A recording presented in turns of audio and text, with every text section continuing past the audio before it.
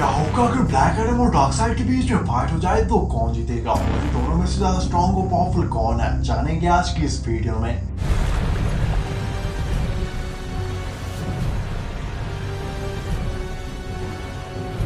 I'm not peaceful, nor do I surrender.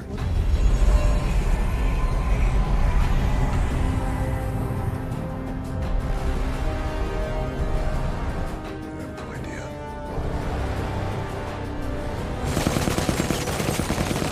You're not enough.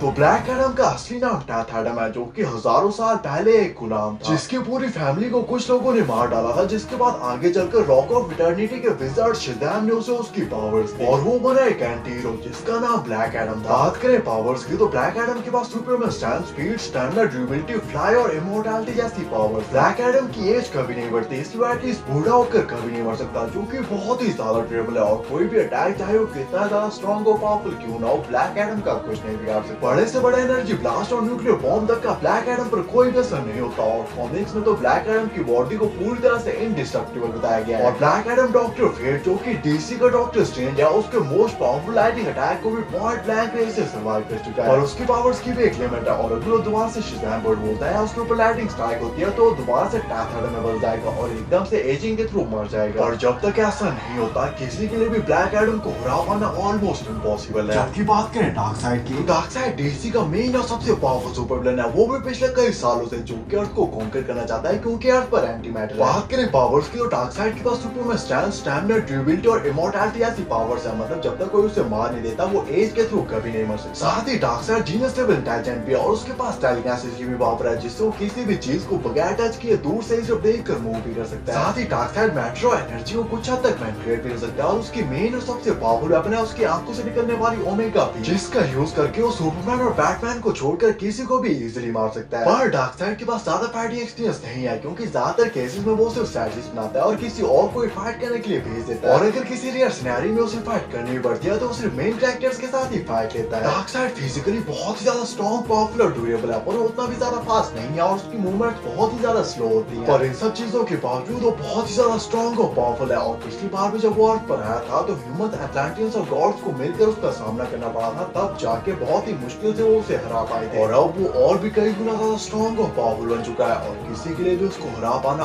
Almost impossible है। और बात करें फाइट कंपैरिजन की तो ये फाइट बहुत ही ज्यादा इंटरेस्टिंग होगी क्योंकि दोनों ही बहुत ज्यादा स्ट्रॉन्ग और पावरफुल हैं, जिनको हरा पाना ऑलमोस्ट इम्पॉसिबल है। और क्योंकि ब्लैक एडम ऑलमोस्ट सुपरमैन की पावरफुल है, इसलिए मैं एक तरीके से बोल सकते हैं कि ब्लैक एडम और डार्कसाइड की पावर्स और फिजिकल स्ट्रेंथ में उतना भी ज्यादा कोई डिफरेंस नहीं है। और क्योंकि डार्कसाइड बहुत ही ज्यादा स्लो है, उसके पास हैवी रिफ्लेक्सेस भी नहीं है, इसलिए ब्लैक एडम अपनी स्पीड का यूज करके डार्कसाइड को इजीली ला सकता है। शायद नहीं तो मैं लगता है मैं सही में गलत हूं। नेक्स्ट वीक इस टॉपिक में चीफ कमेंट करके बताना।